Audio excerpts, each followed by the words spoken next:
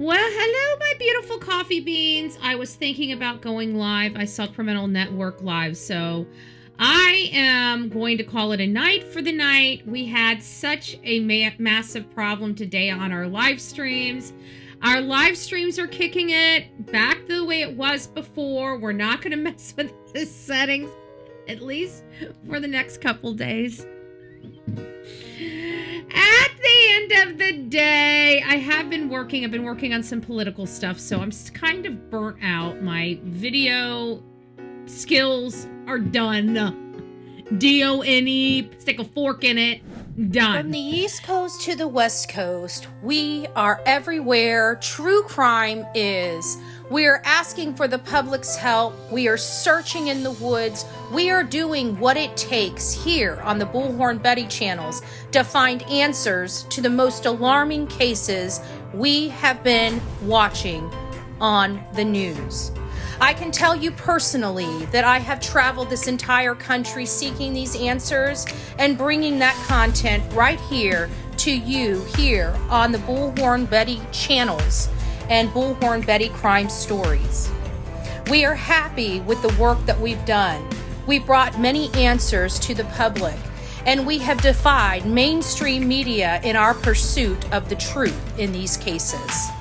We will continue to work, we will continue to fight for these victims, and we will continue to tell their stories here on my channels. Welcome to the Bullhorn Betty brand of channels and the Coffee Club. Thank you for your love, thank you for your support, and more importantly, thank you for allowing me to bring these victims' stories to each and every one of you, advocating for each of these victims.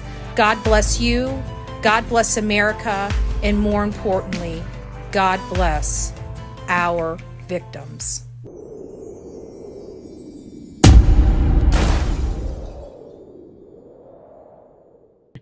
So anyways, all I gotta say, guys, is we have disturbing cases, and more disturbing cases keep piling up. But when it comes to the ransom notes in Savannah Guthrie and Nancy Guthrie's case, which Nancy Guthrie, right down here, 84-year-old grandmother ripped out of her bed in the middle of the night by a masked gunman, never to be seen again. And these ransom notes, I've been screaming from the rooftop, never bode with any statistical ransom that I've ever seen, ever read about, or even in the fictional books. I mean, let's be honest, even in the fictional books. So at the end of the day, I never truly believed in these ransom notes. I don't know if I ever will. And now we finally have the professionals coming out of the woodworks after hearing what was truly in those ransom notes, saying, oh, well, they don't bode with ransom notes. They don't do this. They don't do that. Well, no crap. We've been saying that right here on the Bullhorn Betty channel since the beginning.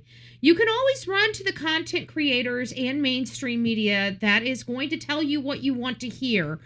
Or you can just come to a trusted content creator that has no reason to lead you astray and start listening. Because I'm looking at these cases and I evaluate these cases. And granted, I'm not an expert, but I do have a college education. I do have a legal education. I do have an investigative education. And I apply those things along with just normal common sense and just being an average Joe to every single case. And it's amazing how just processing the things and playing the tape through, how much clarity it truly gets you in cases like Nancy Guthrie and things like the ransom note. There were several things when it came to the ransom note that I pointed out to everybody over and over and over again. And it was the fact that this assailant was at that house for more than 41 minutes. And I stress that because I said, if law enforcement is only showing us 4 minutes, or 3 logs, there had to have been more, because they're never going to give us everything because it goes to the integrity of the investigation. So we're never going to get all of the details in any case that we cover. Sometimes we get a little more detail in cases than others, and that's when they're rock solid or they have to clear people because it's becoming a danger, such as the kids in the Idaho 4 case. They were clearing a lot of people that they wouldn't normally clear at record timing in that case because the people didn't have anything to do with their friends being deceased. And it was becoming dangerous for the kids. And they were so young. I mean, they were 20-somethings, barely scratching life. And they're dealing with such a major issue. It was just awful. But these ransom notes didn't bode.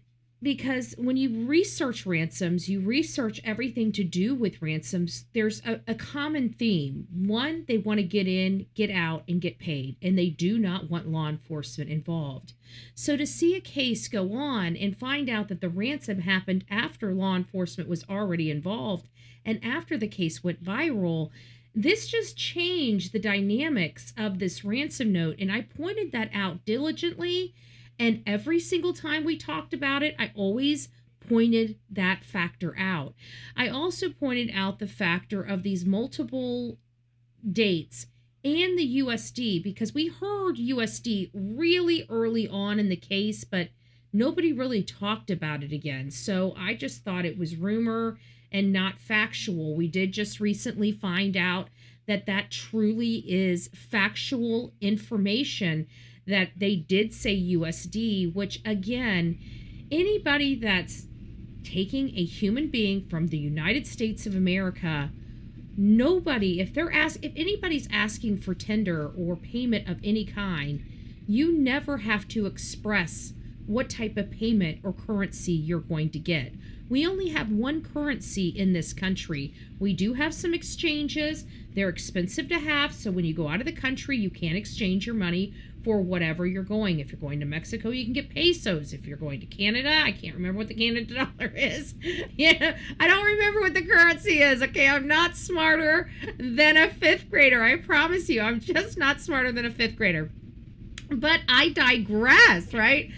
Either way, nobody is going to kidnap an American citizen and ask for a payment in, anything other than American dollar. It doesn't have to be stated. It's already implied. So that is always a critical factor. Like anytime I had, even for years, I posted a lot of stuff on Facebook. I did a lot of rental properties, things over the years that I was involved in, either for my properties or my father's properties, whatever the case may be. I went ahead and, I did rent. You guys, we used to use Craigslist and Facebook. As many of you know, they were littered with a lot of scams. So usually I was able to find out some scams because they used USD. So hearing this in a ransom letter, it kind of gives me PTSD from back in my 20s and 30s when I was dealing with all the rentals and posting them on Facebook and posting them on Craigslist. And back then we had Backpage, but Backpage really went to a different area of society. It wasn't really good for renting anything unless it was by the hour. I'm just saying. So at the end of the day, the ransom note and all of the reasons that I said the ransom note didn't bode with me, and I just didn't believe it, and I wasn't going to believe it no matter how hard. Even we studied it, we went down it, no matter how much I tried to make it work, it just would not bode with my common sense and my understanding of ransoms and how adamant we are related to ransoms in this country. We don't pay. I am surprised that we have paid, more than I'd like to admit. But at the end of the day, we're not supposed to be paying. The only thing that keeps us safe abroad is the fact we're worthless. When we start becoming valuable, we start becoming endangered when we're not in America. So people need to really look within themselves to find out if we're going to be a country that pays ransoms. Because I'm sorry, even if it comes down to me, unfortunately, I'm going to have to die. Okay? We do not give ransoms. Okay? I don't want a ransom paid for me. I want to keep people safe. So I don't know. I just never believed in the ransom, and I was adamant about it. And now that we're coming to full circle, we finally, and you know what, again, if mainstream media would have just released the ransom notes, we would have all had our opinion and moved on. I would have moved on a lot quicker. Why we had to go through and spend all this time. But I guess it's profitable, right? Because it was a click and a view. We're here for the truth. I mean, I'm thankful that people are paying attention and watching. Don't misunderstand me. I don't come here and do all this work and, you know, pray nobody sees it, right? Of course, I want to have something that you guys, that pulls you in, but I don't want it to be fake. I don't want it to be drawn out. If we have the information, I want to put it on the table, you know, because at the end of the day, it's truth and transparency. That's really what we've been selling on this channel for a while, is the truth and transparency. And sometimes we hit it out of the park, and sometimes we just don't. We fall a little short.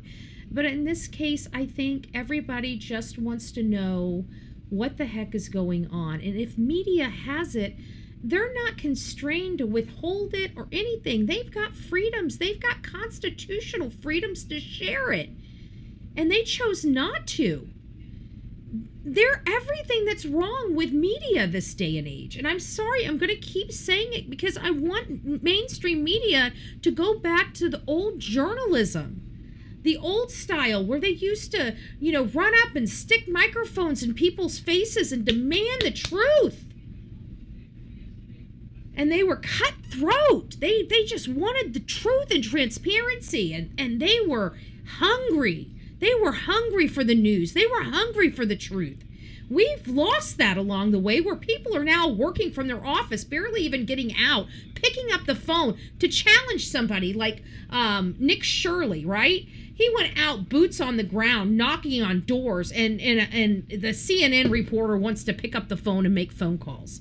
That is literally the best explanation of independent journalism versus mainstream media this day and age. And it's getting so frustrating because, again, who got the ransom notes? If they wanted attention, they should have sent it to social media, not mainstream media. But here we go, you know? And again, I'm still trying to question Harvey. Somebody leaked something to TMZ. None of those things. I don't believe this guy tried to any of the ransom people except that last wackadoo. I don't think the first two he got verbatim. I really don't. So that means he was leaked. They leaked the ransoms to TMZ. That's why he was delayed. And I truly do believe that. So we're going to be going through a lot of stuff in the morning. I've already got a show set up. We're going over a lot of different things. We're not going to keep it solely on Miss Nancy Guthrie, even though that's what the thumbnail is. So I just want to give the disclaimer now. We do have a thumbnail. We are going to be hitting on the topic of Miss Nancy Guthrie. There is some breaking news that makes you go, that's why we put it on the thumbnail. But we are talking about multiple cases, including Austin Drummond, because we were having so many technical issues this morning. It was my fault, no doubt. But either way, we were having a lot of technical issues, and I never got to Austin Drummond. So we're going to be picking up that case because he's in trial for an attempted murder. And again, it blows your mind because he should have never been out of prison to commit the quadruple homicide because of this case that we're talking about and going to be going over tomorrow morning. So please stay here with the Bullhorn Betty channel. I want to thank everybody for listening to my video, and just want to tell you guys all good night because it's late. It's like 9 o'clock, and I'm not even going to fluff this video. I'm just going to put a little transition in here, and a little here and a little there. I'm not even going to really edit it. And it's going to be out to you guys in just a few minutes, and it's almost 9 o'clock. So I'm certain by about 9:30, 9:45, you guys will be getting this video right here. And I just want to tell you, have a great night, TGIF. Please, please, please be safe this evening. If you guys would like to support this channel, please don't forget, we always have the monthly memberships. The best way you can support this channel, the thumbs up, the best free way to support this channel. And if you want to do more than that, Bless your heart. We appreciate it. Absolutely appreciate it. Not expected, but appreciated. You can do that through Super Chat, Super Sticker, and with this video, a super thanks, or of course the Cash Apps. We will talk to you guys real soon, and see you in the morning bright and early. And don't forget, tomorrow is Delilah's play date, so 8 o'clock, 8 a.m. We're rolling it out, rain or shine. See you in the mañana.